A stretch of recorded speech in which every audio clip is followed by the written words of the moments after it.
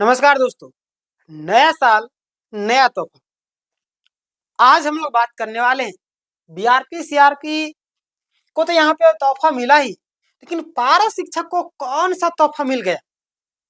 आखिर क्या मिला? बीआरपी सीआरपी को तो एक खुशखबरी मिली ही, ईपीएफ लागू और भी कई सारी चीजें हैं जो आज की इस वीडियो में आपको पता चलने वाली है। तो अंतिम तो देखिएगा, और पारा शिक्षक वाले वो तो देखेंगे ही देखेंगे। चलिए हम लोग डिटेल में चर्चा करेंगे। आपको पता है कि मैं पॉइंट बाय पॉइंट सारी चीजों को लेकर के आता हूँ, उसके बाद आपको एक्सप्लेन करता हूँ ताकि आपको ज्यादा दिक्कत भी ना हो, आराम से समझ में आ जाए और टाइम भी वेस्ट ना हो। देखिए, ब्रेकिंग न्यूज, नया साल नया तोहफा, किसे क्या फायदा मिला यार, किसे नहीं मिला, ध्यान देखिएगा। बीआरपी सीआरपी को नया तोहफा मिला। क्या? बीआरपी सीआरपी को नया तोहफा मिल चुका है। अब हम लोग बात करते हैं आगे का, पूरा डिटेल में चर्चा करेंगे हम लोग, है ना। विभागीय पत्र जारी कर दिया गया है। 23 तारीख को हस्ताक्षर हुआ, 24 तारीख को पत्र जारी किया गया।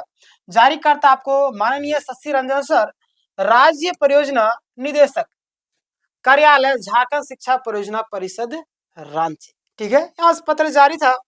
अब देखिएगा पत्र का विवरण, क्या क्या चीजें थी जिसको लेकर के काफी ज्यादा छात्र परेशान भी है और पूछ भी रहे लगातार कमेंट के माध्यम से, मैसेज के माध्यम से। बीआरपी एवं सीआरपी से संबंधित मामलों का निष्पादन, यानी कि बीआरपी यानी कि सॉरी ईपीएफ से जुड़ा एक बड़ा अपडेट आया है। यहाँ पे आप देखिएगा सरकारी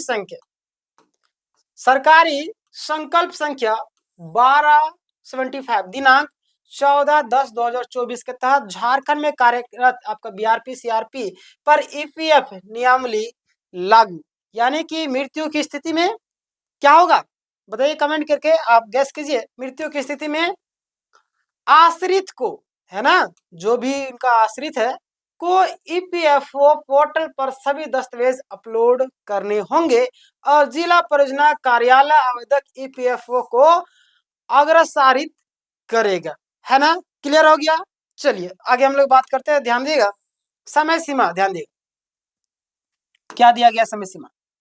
बीईओ द्वारा आवेदन 30 दिनों के अंदर में, जिला कार्यालय को अनुशंसा 15 दिनों के अंदर।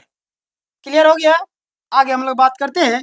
ईपीएफओ रांची कार्यालय में हार्ड कॉपी 15 दिनों के अंदर आपको क्या करना होगा, देना होगा, बाद में आपको दिक्कत होगी। क्लियर? आगे हम लोग बात करते हैं ईपीएफओ पर जो बीमा भुगतान के लिए अलग अलग रजिस्टर, है ना, पर से संचिका आपका संधारित होंगी।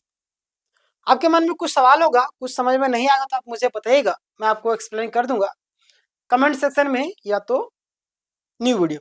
बाकी बात मैं एकदम डिटेल में लाया हूं और मुझे नहीं लगता कि आपको समझ में नहीं आएगी, क्योंकि इतना सारी चीजों को लिख करके लाया हूं कि एक एक चीज आपको यहाँ पे दिख जाएगी। ध्यान देगा, अनुकंपा नियुक्ति, ध्यान दे, विभागीय अधिसूचना संख्या 892 दिनांक 16/7/2024 कंडिका 76। यदि बीआरपी सीआरपी की कार्यावधि के दौरान मृत्यु हो जाती है ना, यदि बीआरपी सीआरपी की जो आपका कार्यावधि यानी काम कर रहे हैं, है ना, कहीं पे, और वहां से आकस्मिक दुर्घटना हो जाती है ना, जिसकी कल्पना भी आप नहीं कर रहे हैं, उस समय आश्रित को अनुकंपा नियुक्ति का लाभ।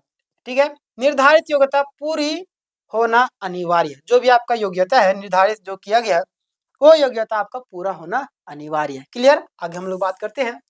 यह लाभ केवल एक बार मिलेगा। आप सोचिएगा कि इसके बाद ये होगा ये होगा, नहीं नहीं, पीढ़ी दर पीढ़ी नहीं, एक बार ही आपको लाभ मिलेगा। इस चीज का आपको क्लियर रहना होगा। क्लियर?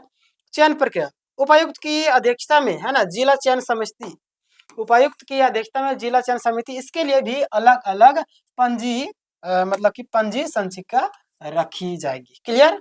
आगे हम लोग बात करते हैं। बीआरपी सीआरपी के मानदेय में वृद्धि किया गया है ना। बीआरपी सीआरपी के उसके जो मानदेय है उसमें भी आपको वृद्धि किया गया 3%, है ना, वार्षिक आपका 3% मानदेय वृद्धि होगा और लागू भी होगा। क्लियर? 1 अप्रैल से जनवरी से नहीं, समझे? कब से? 1 अप्रैल से। चलिए आगे हम लोग बात करते हैं। आगामी सत्र, जो आपका सत्र आने वाला है, आगामी सत्र वर्ष 2026 में प्रभावी शर्तें, जो जो चीजें है वो ध्यान दिए। लगातार कार्यालय, ध्यान दिएगा, लगातार आपको क्या कार्यरत रहना होगा। क्लियर। संतोषजनक कार्य प्रदर्शन, मार्च में आपका परफॉर्मेंस कुशल होगा। उसके बाद आपका उपायुक्त की अध्यक्षता में यानी कि अध्यक्षता वाली समिति की स्वीकृति मिले। क्लियर। ध्यान दीजिए, यहाँ पे मार्च माह में इस चीज को आप गौर कीजिएगा।